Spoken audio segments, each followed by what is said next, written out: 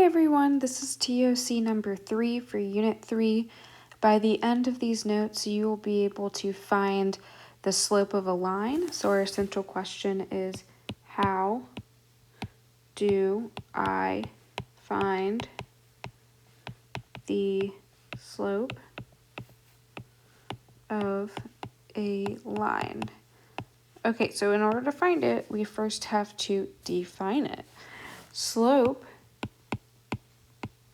is the ratio of the vertical difference, and we call that the rise. So the sun rises up, so hopefully that helps you. So the rise and the horizontal difference. So we run on the ground. We're not running up and down like in the air and then below ground. So the run is the horizontal difference between 2 points on a line. Slope is also defined as rate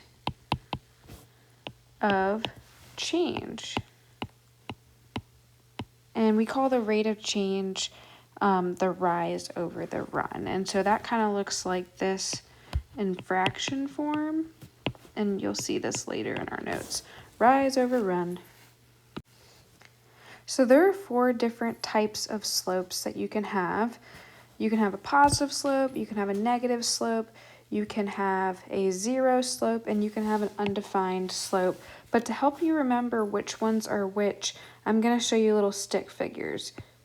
So here I am, Miss Gavin, and my hair is blowing in the wind, and I am going uphill because I want to climb a mountain and have a positive experience by climbing this mountain. So whenever I'm looking at the slope on a graph, I'm going to be going from left to right. So we're going to look at me, and I'm going to go up, up, up. And when I get to the top of the mountain, I am so happy, and that was such a positive experience. So this is a positive slope.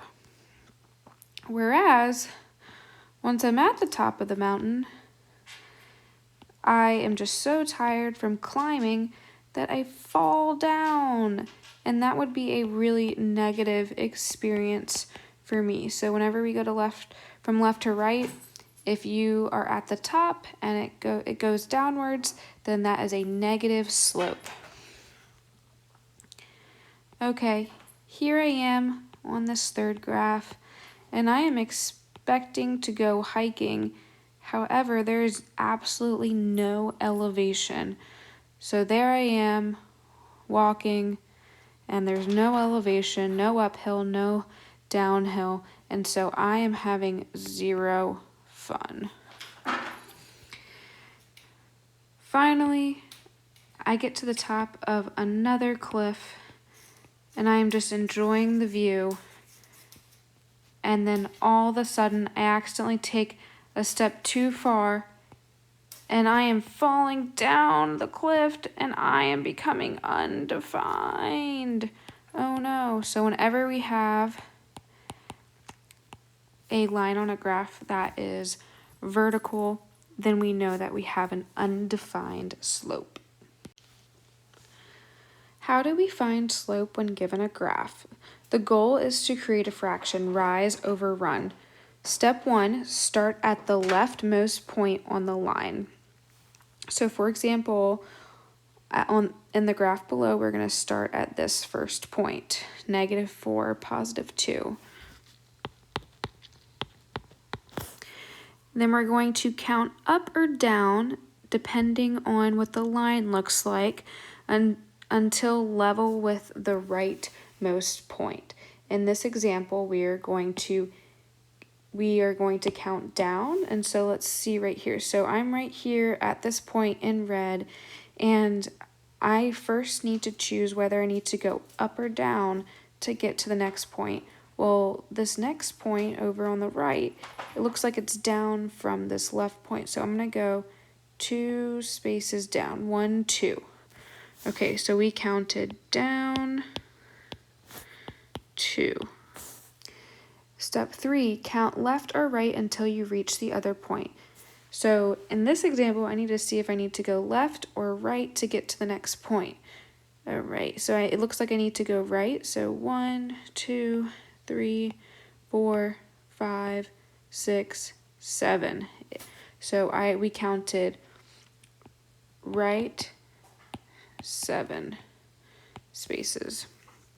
Using the rise over run definition, we're going to place the -2 on the top and the 7 on the bottom. So this is our slope of this graph. And that makes sense because earlier I told you if it's like downhill when you go from left to right, then it's a negative experience because you would be like falling down the hill. And as we can see, this slope is negative. What can I use to find slope? You can use the triangle method, and we just did that in the last example. So we kind of create a triangle when going from the point on the left to the point on the right.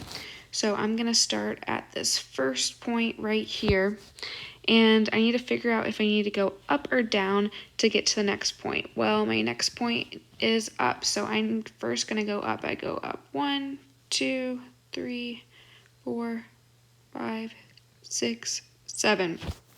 It's helpful, if it's helpful for you guys, you can put little like dots in each of these boxes to mark how many boxes you are going up to get to the next point. All right, now we need to decide if we're going to go to the left or to the right to get to the point. It looks like this point is to the right, so I'm going to go that way. All right, so then I need to count my boxes. 1, 2, 3, 4, 5. Okay, so when I went up, went my rise, so I'm gonna write rise over run. When I went up 1, 2, 3, 4, 5, 6, 7. I went up 7, and I'm gonna have that as a positive 7 because I went up. And then when I went to the right, I went to the right 1, 2, 3, 4, 5. Okay, I cannot simplify this, so I'm going to leave it as is, as 7/5. All right, let's look at this next one. So my point that is farthest to the left is this one right here on the y-axis. And to get to the next point, I need to figure out if I need to go up or down. It looks like I need to go down, so I'm going to go down 1, 2, 3, 4, 5, 6, 7. So 1, 2, 3, 5, 6, 7. And then I'm going to go over to the right because it's not over here to the left, it's to the right. 1, 2, 3, 4. 1, 2, 3, 4. Yep. And so here I am at this next point. So this time my rise over run. So since I went down, my rise is -7 in this case. And then I ran to the right, and I ran 4 spaces to the right. In these next 2 examples, we are going to draw a line from a slope and 1 point. So right here in this first example, you can see that I have a point right here at -1, 3, and it's telling me that my slope is -2. So guys, whenever they tell you your slope, and if it's an integer, then what you can do is you can put a 1 under it to help you, because any number can turn into a fraction by putting a 1 under it. And so this is telling us our rise over run. Okay, so in this case, since our rise is negative, we're going to go down 2, so 1, 2, and then I'm going to go over to the right 1, and there we go, there's another point. I want you to have at least 3 points on a graph, but having even more points is going to make it easier for you to draw your line. So the more the merrier. And so let's draw another point. So I'm going to go down 2, over to the right 1, just like we did before. Down 2, over to the right 1. Down 2, over to the right 1. Okay, if you ever want to make points and going in the other direction, then instead of going down 2 over to the right 1, you're going to want to do the opposite. So you're going to need to go up 2 over to the left 1. So those were all the points that I could make with this graph. And so now I'm going to draw a line through these points and put arrows at the end. Don't forget arrows. Okay, let's do the next one. So with the next one, our first point is right here, and it tells us our slope is 3/8. So that's our rise over our run. Okay, so I'm gonna go up 3. So 1, 2, 3, and then over 8. 1, 2, 3, 4, 5, 6, 7, 8. Okay, and in this case, our graph is not big enough to put another point on here.